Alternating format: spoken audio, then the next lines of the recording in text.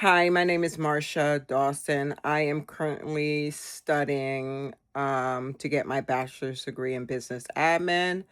I am currently a senior. I work at Avangrid at Connecticut Natural Gas in Greenwich, Connecticut.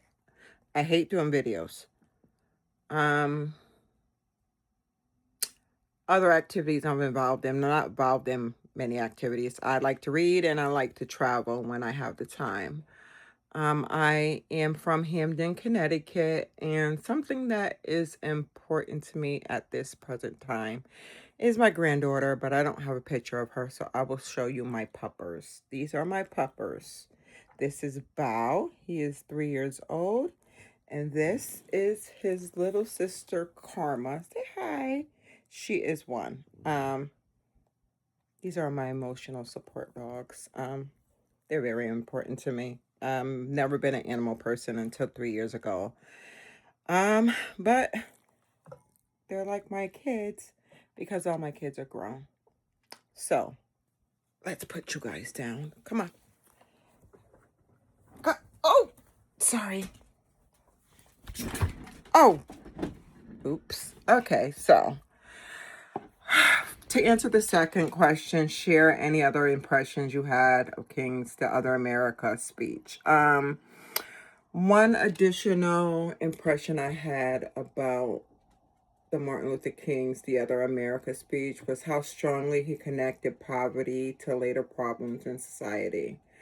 What stood out to me was that King was not only talking about racial discrimination, he was also focusing on economic inequality and the reality that millions of Americans were living in poverty. I also found it significant that King believed society needed to address the root causes of poverty rather than simply blaming individuals for their circumstances. This connects to issues such as housing, employment, and education because these problems often affect one another. I was really surprised by what I saw in Resurrection City and learned about King's plans for the Poor People's Campaign. It was amazing to see how the movement brought together people from different racial and ethnic backgrounds who are all struggling with poverty. This really showed that King believed poverty was a problem that affected everyone in America, not just certain groups. What really stood out to me was the idea of Resurrection City itself. Building a temporary community in Washington, D.C. was a powerful way to make people pay attention to the struggles of the poor who are often ignored. At the same time, the challenges the movement faced show just how hard it is to turn a vision like King's into real, lasting change. The documentary felt really realistic, showing the tough conditions, disagreements, and uncertainty that the people in the movement faced rather than just presenting a perfect picture. As I think back on the speech in Resurrection City, I can see how King's approach to activism was changing towards the end of his life.